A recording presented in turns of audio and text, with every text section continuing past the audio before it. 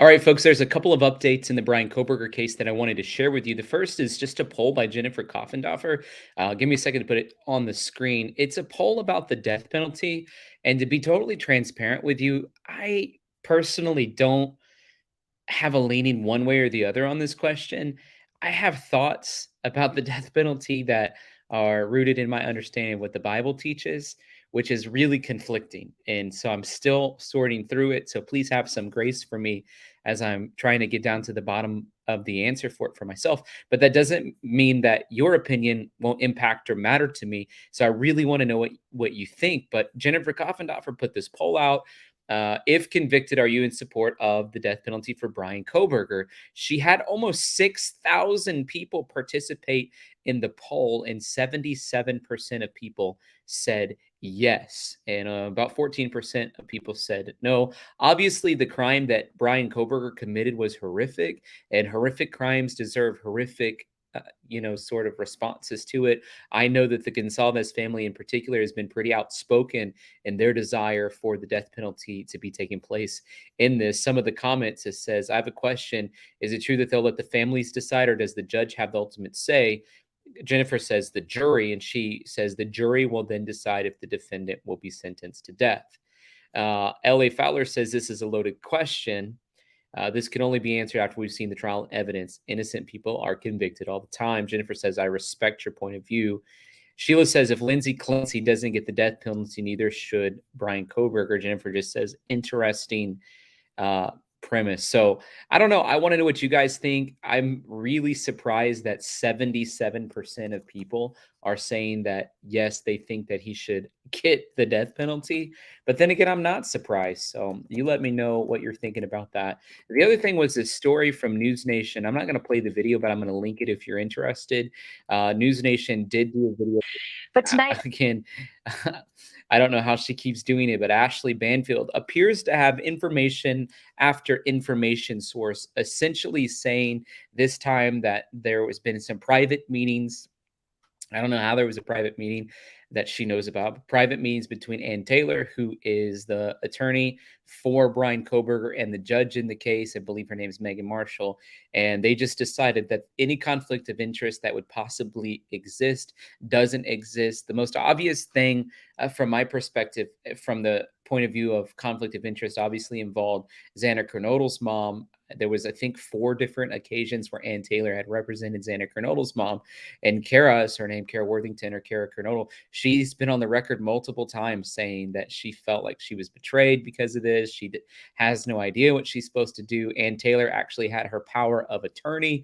And so she's in this really strange situation where she's like, here's a woman who I'm supposed to be depending on to help make decisions about my livelihood. And now she's representing the person who's accused of killing my daughter. And so I felt, just from my own heart, a little bit of compassion for Xana's mom and thought that there could be some conflict of interest there. A couple of weeks ago, we joined in on Sleuthy Goosey's Twitter space, and there was somebody who works in a public defender's office go through why this is not a conflict of interest. Obviously, the judge in this situation is agreeing and saying, no, this is not a conflict of interest. But the really interesting piece of information from my perspective on this is that the Latol County prosecutor is going on record saying that they believe there is a conflict of interest, and they want and desire for there to be a separation. Then I think that that's a big deal. They desire for there to be a separation. One more piece of information coming from Jennifer Koffendorfer. She posted this just a couple of minutes ago. She said someone asked about Bryan Kohberger's familial relationships, and she said, for your consideration, please see below. Judging from these posts, it appears that he was very loved by his mom. And I'm going to share that with you. I've been a little curious about this as well, because we don't know much about the relationship that Bryan Kohberger had with his mom, had with his sisters. All that I know is that we've seen a relationship that's existed between him and his dad. And so now we're going to show you some Reddit posts coming from his mom. And so this was her Reddit page deleted, obviously, because of everything that took place. But she wrote a post saying, thank you so much for saying that to me. My son will be in Pullman in the eastern part of the state, quite close to the Idaho border. He knows absolutely no one, and we have no family there. I worry about him being lonely. So your message made me feel better. So somebody had written her a message. She's expressing concern about Bryan Kohberger going to Washington State University to work on his PhD program. And I think it's interesting that she's worrying about him being lonely. I am totally interested in your perspective if that's loaded.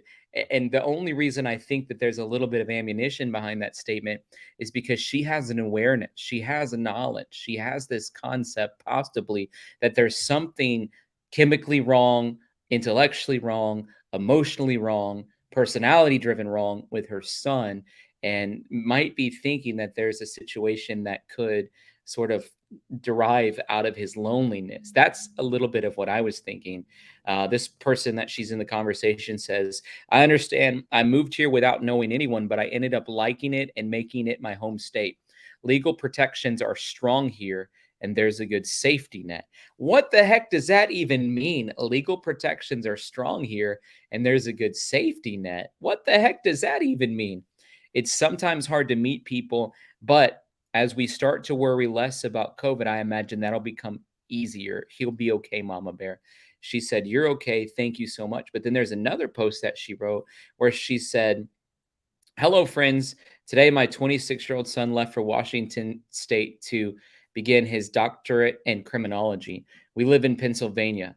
I probably won't be submitting many designs in the next few days because I will be too busy crying. I will see you all soon. So here we're seeing a mom who is crying, crying, crying, crying because her son's going away to Washington State University. And I, you know what I mean, think that uh, there's a couple of things that are confusing about it. One, she got the age of her son wrong.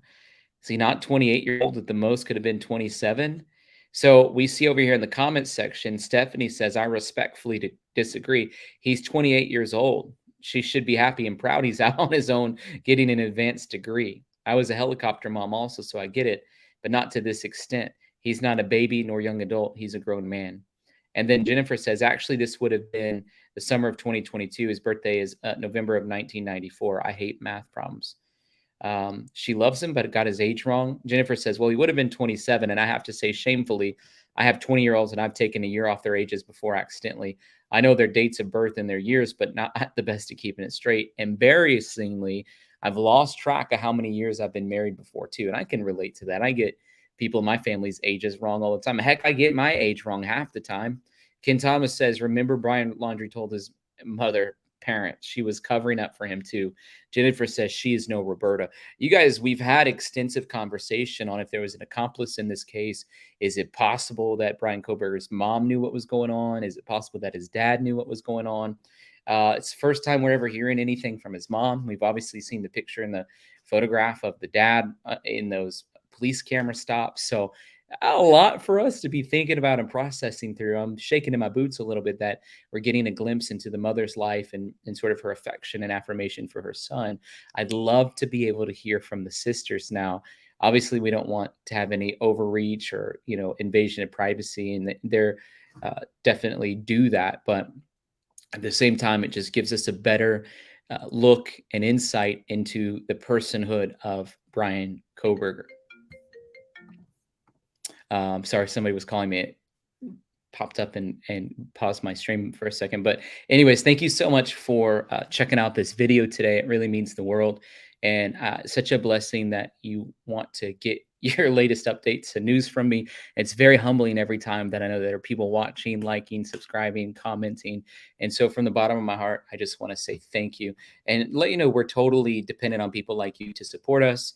If you want to support us financially, you can, which is PayPal, Tyler Feller, Cash App, $ Tyler Feller 22, or Venmo at Tyler-Feller. If you're in a position today where you can't support that way, it's really easy to help us out just by hitting the like button, subscribing, or leaving a comment. And there's also a little button that they added called the Super Thanks button. Occasionally, they'll send me emails and they'll say, "Don't forget to remind people to hit the Super Thanks button." So, I'm reminding you to hit the Super Thanks button if you want to support in that way. But thank you so much for being with me today. And I'll give you the latest update as soon as I can.